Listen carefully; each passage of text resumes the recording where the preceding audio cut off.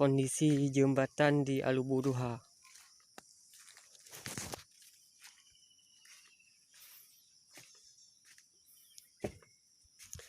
Tak kawak ka jembatan ni. Ka singet sebelah karak raya tu bak tajak.